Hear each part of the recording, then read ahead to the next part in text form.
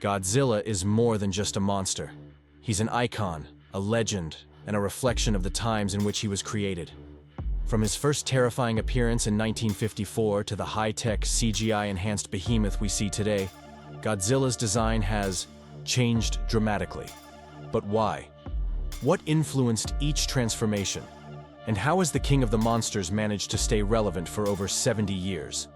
Let's dive in and analyze the evolution of Godzilla's design. The original, Godzilla's birth, 1954. Imagine it's 1954. Japan is still recovering from the devastation of World War II, and a new monster emerges on the big screen, one that embodies fear, destruction, and the terrifying power of nuclear weapons. That monster was Godzilla. Designed by legendary special effects artist Eiji Tsuburaya, the original Godzilla was a suitmation creation, essentially a man in a rubber suit. But this wasn't just any monster suit. The rough, scarred texture of his skin was meant to resemble the keloid scars of atomic bomb survivors. His sheer size and slow, heavy movements made him feel unstoppable. And those deep, glowing eyes, they weren't just for show. They symbolized the soulless destruction he represented. At the time, CGI didn't exist, so filmmakers relied on practical effects.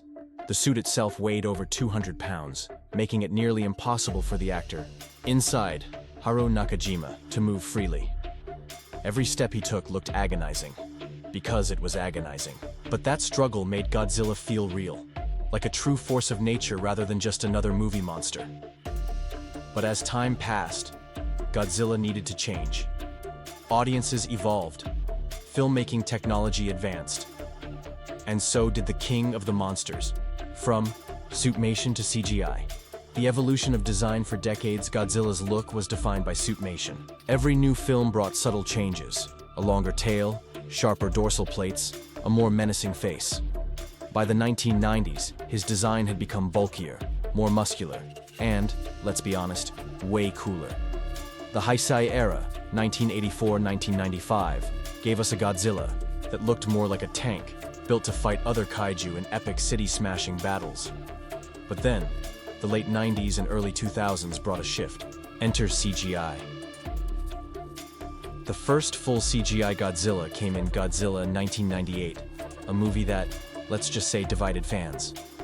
This version looked more like a giant mutated iguana than the Godzilla we knew. It was faster, sleeker, but it lacked that classic, unstoppable presence. Then, in 2014, Godzilla, Legendary, gave us a new take. A massive, bear-like beast with realistic movement, thick reptilian skin, and glowing atomic breath. It was the perfect blend of classic and modern, using CGI to create a Godzilla that felt tangible, heavy, and terrifying again. So what's better, suitmation or CGI? Each has its strengths. Suitmation gives Godzilla a raw, physical presence, while CGI allows for more fluid movement and realistic effects. The best designs? They combine both. Godzilla's design. The Kaiju aesthetic. What makes Godzilla instantly recognizable? Is it his towering height? His jagged dorsal fins? Or maybe that deep, rumbling roar that sends chills down your spine? Godzilla's design follows a very specific Kaiju aesthetic, one that balances power, terror, and a strange sense of majesty.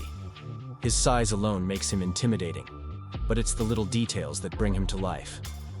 Take his dorsal plates, for example. In Shin Godzilla, 2016, they're jagged and uneven, resembling a walking natural disaster. In the Monsterverse films, they glow with radioactive energy before he unleashes his atomic breath.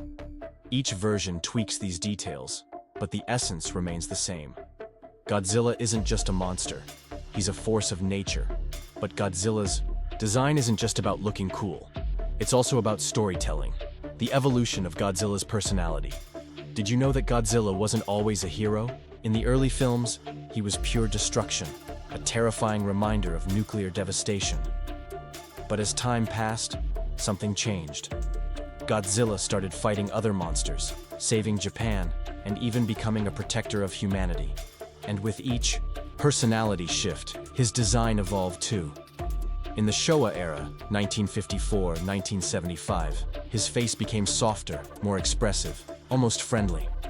By the time Godzilla vs. Mechagodzilla 1974 came around, he was practically a superhero. Then, in the Heisei era, 1984-1995, he became darker, more menacing again, fitting his role as an anti-hero. The Monsterverse version? He's a true apex predator, brutal, primal, but not evil. His design reflects this, with powerful battle-scarred skin and a face that looks both intelligent and ancient. So, what's next? Godzilla's design. The future of the king with every new era. Godzilla's design adapts.